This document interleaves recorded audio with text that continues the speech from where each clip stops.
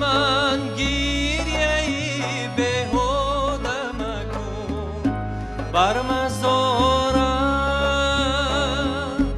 بگذرانم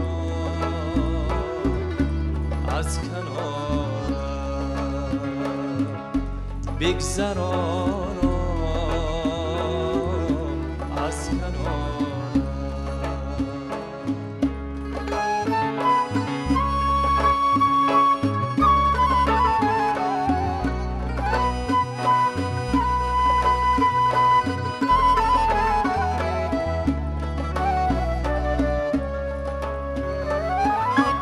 از کجا آمده ای بستری سردی که آتش زده ای ای توانوده ای افتاده زیبا برو دیگر به همان جا دلی ناپاکت از این خانه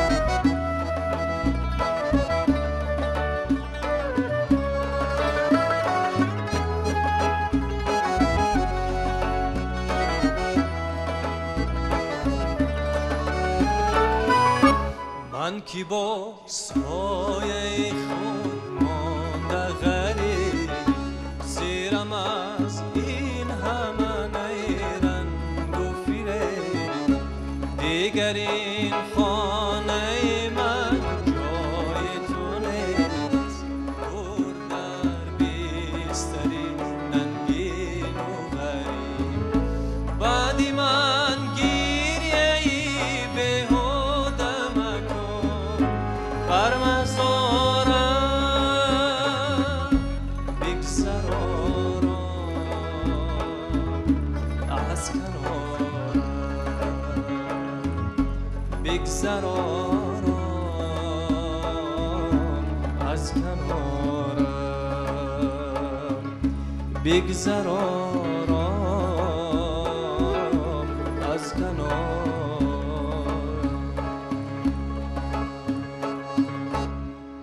این یکی از آخرین ترانه‌های هنرمند معروف زنده‌یاد تاج‌الدین محی‌الدینوف بود و دوستان عزیز برنامه‌های خاطره‌ها است و ما در این برنامه ترانه‌های دلنشین تاج‌الدین محی‌الدینوف را بازخوانی خواهیم کرد و در استودیو حالا حضور دارند هنرمندان از بخش فرهنگ شهر حصار مطرب خوشنوا نورعلی دودربکوف و سراینده جوان علیشیر سیف‌الدین. خوش آمدید میگویم به برنامه.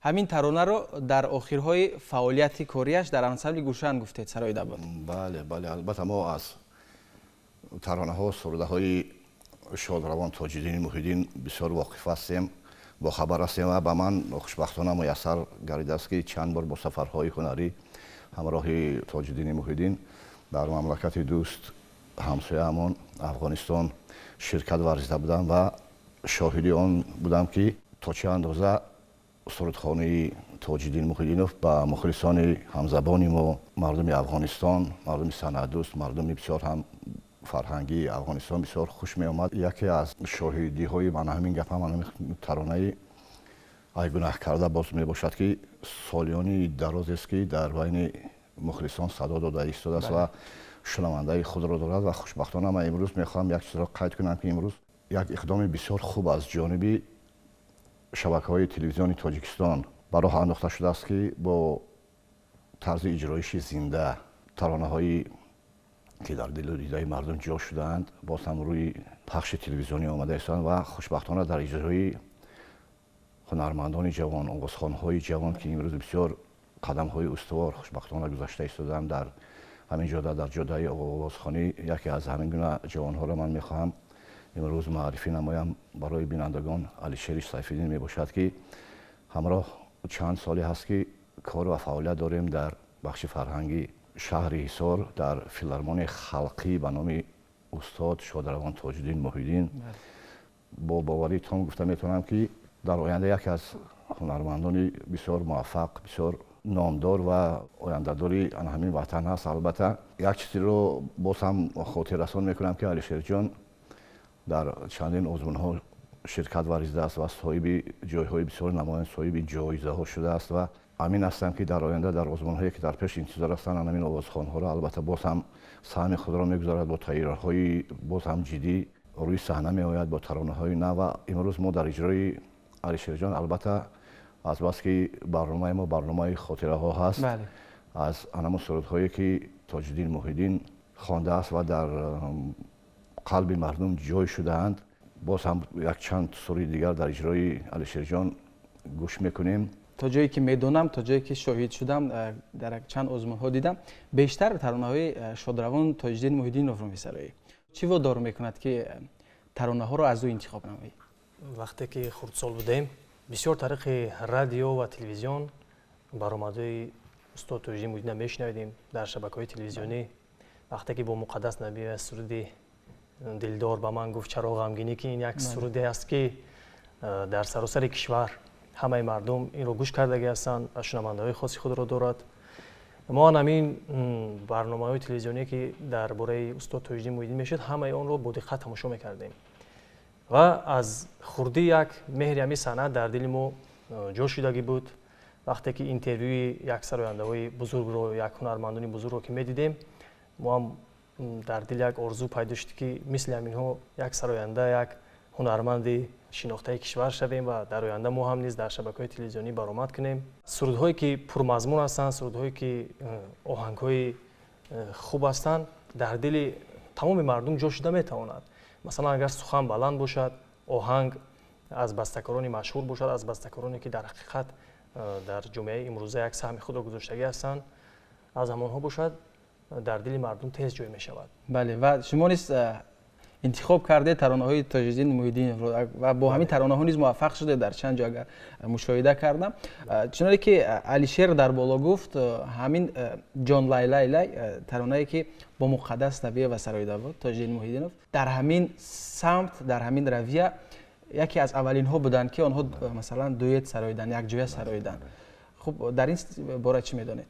برای دویت خواندن، بدیع خواندن البته دو نفره که میخوانند آواز زنانه و آواز مردانه باید با هم توأم باشند، با هم جور باشند. البته در سرودهایی که یک جای خوانده میشن در اجرایش مثلا دو آواز مردانه یا دو آواز زنانه یا یک چند آواز مردانه یک چند زنانه، البته این بسیار یک مهارت بسیار بزرگ رو طلب میکند. برای چند نفره که در آنجا هستند اونها باید یک خیل کشش هر یک هجا یک خیل باشد، تلفظ هر یک هجا باید یک خیل باشد. فکر میکنم که در این جاده شادروان استاد تاج‌الدین محی‌الدین با شادروان مقدس نبی و بسیار موفق شده هستند و چنانچه که ما شاهد هستیم در دل و دیده مردم ترانه‌های خوانده آنها چند ترانه‌ای که خوانده است جا شدگی هستند و ما تا امروز هم آنها را میشنویم و شنونده خود را دارد. تا جایی که میدونم در چند جا مثلا مطالعه کردم درباره تاج‌الدین محی‌الدین و مقدس نبی و نوگانی در همین بود که آنها در صحنه نقش می آفریدند. بله. هنگام سراییدن و این در مثلا صنعت تاجیک در استرادای تاجیک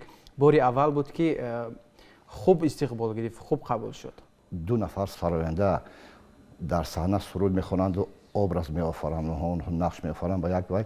این البته یک مهارت خاصه رو از هر یک هنرمند طلب میکند که این خاص هر یک هنرمند نیست و در این جاده هم شادروان مقدس نبی و به نهایت موفق بودند. من در خاطر دارم وقتی که به مانند علیشیر بسیار جوان بودم که با کمیته تلویزیون و رادیو نزد حکومت جمهوری تاجیکستان به حیث نوازنده با کار آمده بودم و میدیدم در کنسرت های یک جای برآمد میکردیم، در بسیار کنسرت ها و در نوارهای تلویزیونی هم اشتراک میکردیم و میدیدم که او چقدر مهارت خوب آفریدن ابراز رو دارد در هر یک سرود. برای هر یک هنرمند همین باز یک موفقیت دیگر، یک بردباری آن است وقتی که سخن خوب آهنگ بسته شده است او را با آواز بسیار هم فارم و گویا پیشکشی تماشابین و شنونده میگردانی و باز هم نقش می‌آفرید در آنجا وابسته به هر یک سخن، وابسته به هر یک جمله، وابسته پورا به مضمون همون شعر.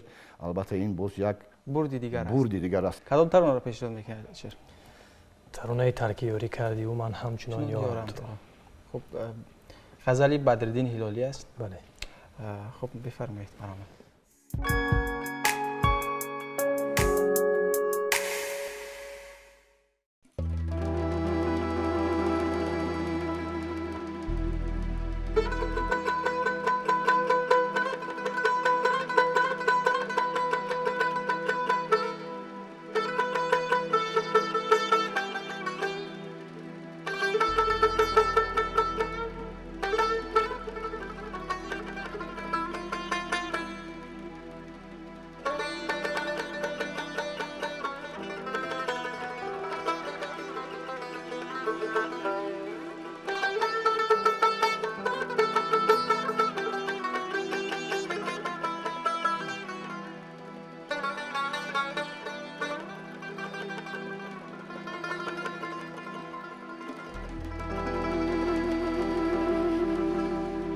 هستی جان کردی که یعنی دست کوتاه کن ز من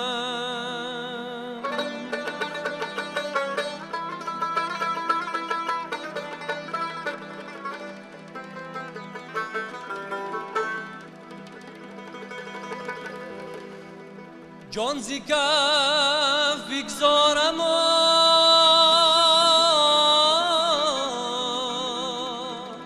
از دست نگذارم تو را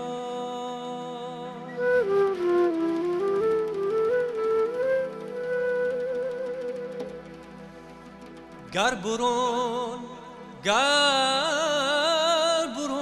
آرن جانم را ز خلوتگاه دی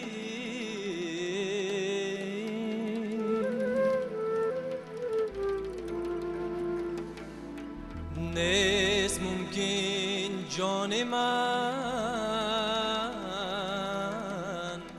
کز دل برون آرم تو را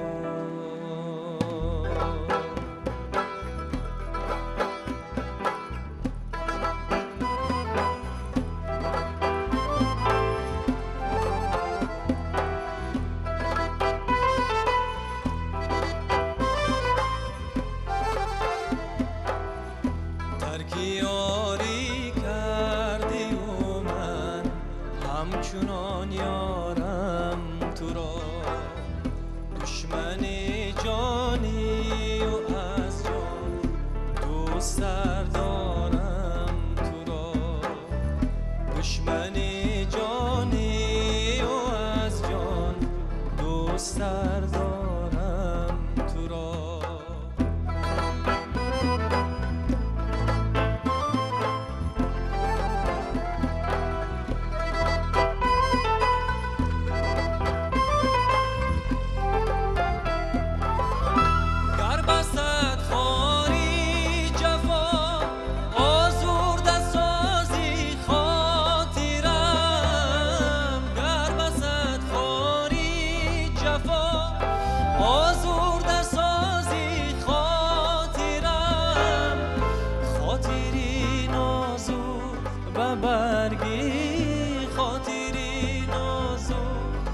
برگی گل نیازارم تو را گل نیازارم تو را ترک یاری کردی و من همچنان یارم تو را دشمنی جانی و از جان دوست دارم تو را دشمن جانی و از جان دوست دارم تو را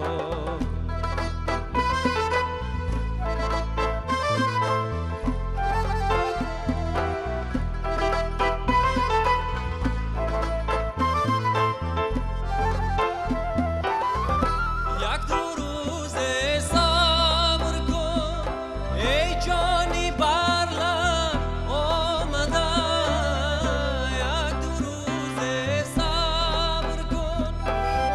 جانی بر لب آمده زان که خواهم در حضوری زان که خواهم در حضوری دوست بسپارم تو را دوست بسپارم تو را ترک یاری کردی و من همچنان یارم تو را دشمنی جانی و از جان دوست دارم تو را دشمنی جانی و از جان دوست دارم تو را دوست دارم تو را شهرت و آوازه تاج‌الدین محیدینوف و مقدس نبی‌یوا در انسامبل گلشن چنان زیاد بود که حتی نویسنده خلقی تاجیکستان فضل‌الدین محمدیف گفته بود که من این انسامبل را بدون این دو هنرمند تصور کرده نمیتوانم و واقعا هم ترانه‌های این هنرمندان امروزها از جانب سرهنگان گوناگون تاجیکستان بازخوانی می شود و حتی یک ترانه ای صنم تاج‌الدین محیدینوف نه تنها در تاجیکستان بازخوانی شد بلکه خارج از مملکت هنرمندان معروف همین ترانه را بازخوانی کردند که این هم از شهرت زیادی و از همون جذابیت ترانه‌های او درک می‌دهد. تاج‌الدین محیدینوف رو ما همچون البته سرانده سرودهای خلقی اول می‌دانستیم در ژانری مثلا همون عنعنوی میگوییم خلقی میگوییم و در فیلارمونیای دولتی تاجیکستان اول فعالیت خود را شروع کرد است. پیش از آن در تئاتر خلقی وقت شعبه فرهنگی شهریستان ناحیه ایستار می‌کردند در اونجا همچون اشتراکچی همچون کروژاک‌ها بودند در اونجا از روی فهمیش من در اونجا اشتراک میکردن هنرنمایی میکردن و بعدتر اومدن چنان یکی گفتن در فیلارمونی دولتی تاجیکستان به کار شروع کردن در دسته کنسرتی شادروان استاد ظفرناظم کار کرده هستند. تاج‌الدین محیدینوف خوشبختانه از جانب رهبریت اون وقته انسامبل گلشن به کار به اونجا دعوت شد و بسیار موفق هم شد. میگذاریم به موسیقی. مرحمت. بفرمایید چی ترانه است؟ ترانه نمیدونی آهنگ تاج‌الدین محیدینوف شعر اکبر عبدالله.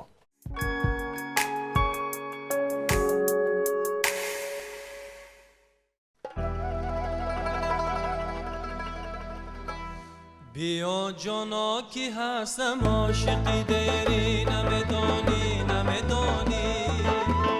بیا جانا کی هستم عاشقی داری نمیدانی چو آتش عشق تو سوزد مرا در سینه نمیدانی چو آتش عشق تو سوزد مرا در سینه نمیدانی بیا جانا کی هستم عاشقی داری نمیدانی بیا جانا کی هستم عاشقی داری نمیدانی چو آتش عشق تو سوزد مرا در سینه نمیدانی چو آتش عشق تو سوزد مرا در سینه نمیدانی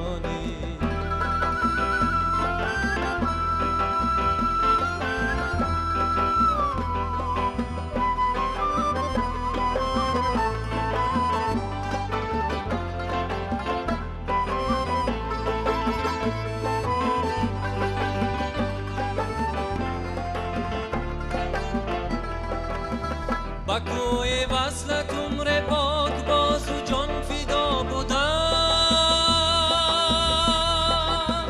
با کوی وصلت عمر پاک باز و جان فدا بودم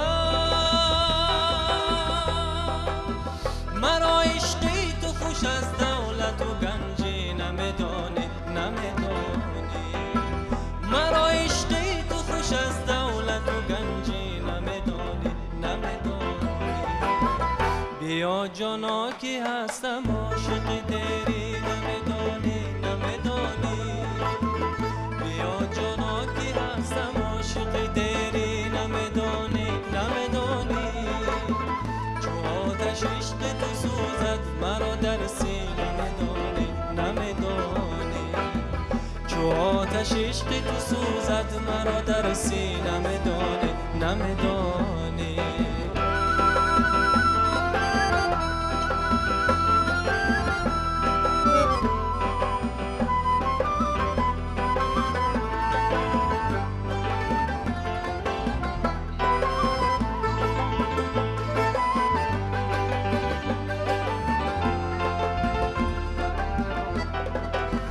تو شاه بخت و تختی من غنیمت دان از مباز تو شاه بخت و تختی من غنیمت دان از مباز دیله که خالی است از کی نمیدانی نمیدانی دیله که خالی است از کی نمیدانی نمیدانی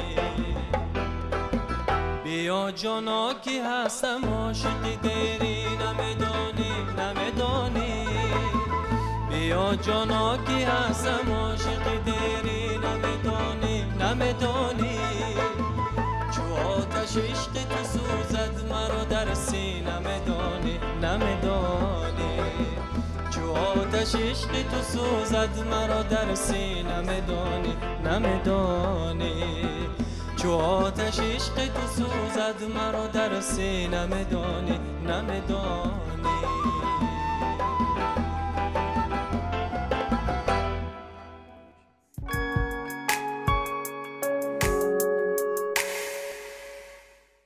با هنری راویگی او بسیار من میخواهم یک چند سخن گفته گذارم. او آواز بسیار مخملین داشت، بسیار آواز مخملین داشت و همین صحبت های عادی که میشتیم من خیلی به مانند دیدم که یک جشن صحبت کرده ایستادیم تنها همین خیلی سخنرانی میکرد آدم میخواست که صدای او را گوش کند. همین خیلی خصوصیت داشت و عمر خیام را بسیار خوب میخواند. خطا نکنم اگر در دست یک از کارمندان بخش فرهنگی سر او یک خزینه خود را دارد و در آنجا بسیار قرائت های شادروان تاج‌الدین محیدینوف محفوظ است، موجود است. من باوری کامل داریم که در یگان برنامه آینده که مثلا ما سری همین مسئله اگر برگردیم ما آنها را هم پیشکش تماشابین کرده میتونیم. تنها همین را گفته میتونم که او همچون راوی به نهایت موفق بود. و یکی از ترانه‌های معروف تاج‌الدین محیدینوف این ترانه مادر است. درباره ترانه یگان معلومات دارید؟ خب وقتی ایجادش چگونه بود؟ چگونه ایجاد شده است این ترانه؟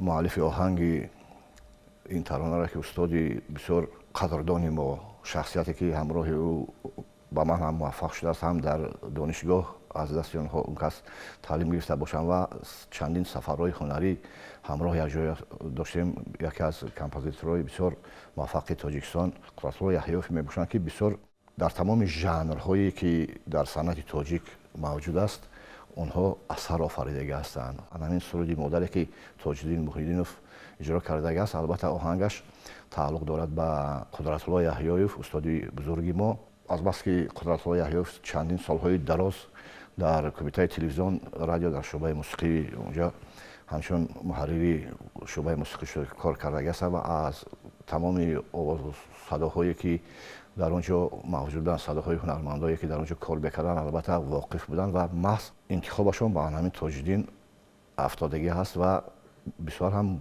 انتخابی موفق هم فکر میکنم است که چون که صدای تاج‌الدین محیدینوف در سرودی خواندن همین مادر چند سرودی مادر خوانده است با یک شهد بسیار خوب آغاز می شود. در دوام کارشان شادروان تاج‌الدین محیدینوف و استاد بزرگمان قدرت‌الله یحیوف بسیار همکاری زیست داشتند.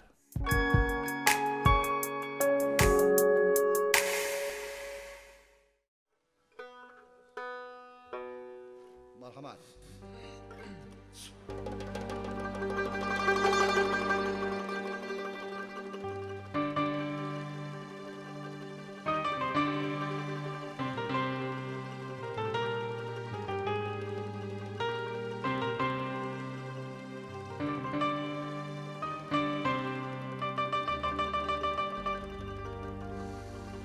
خوش روز مادرم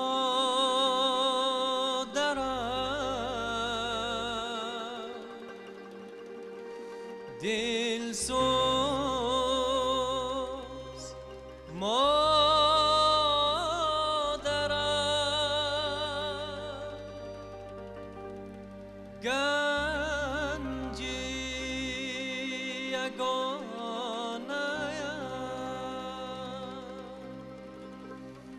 خورشیدی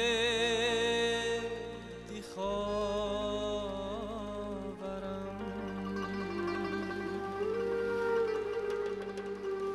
گنجی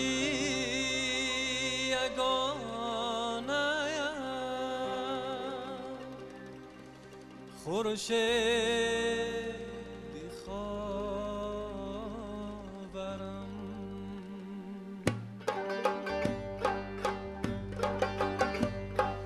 فرزندی تو بزرگ فرزندی تو کلام مانند زندگی هستی تو جاویدان خوش روز مادرم دلسوز مادرم خوش روز مادرم دلسوز مادرم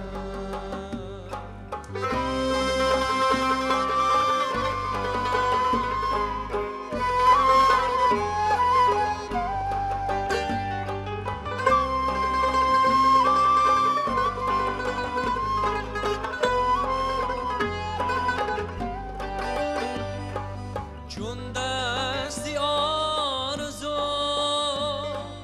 دستی تو بر سرم وقتی بلندی من هستی تو مادرم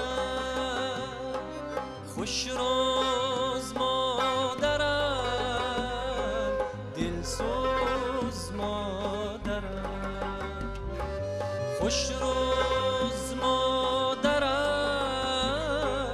دلسوز مادرم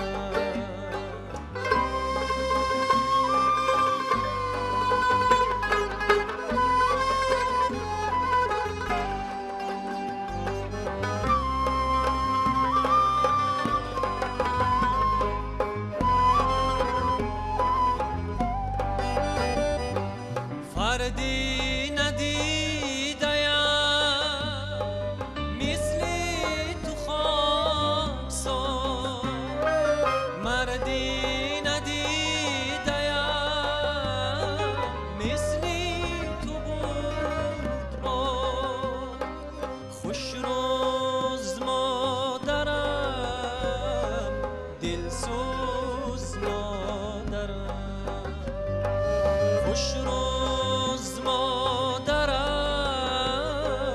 دلسوز مادرم خوش روز مادرم دلسوز مادرم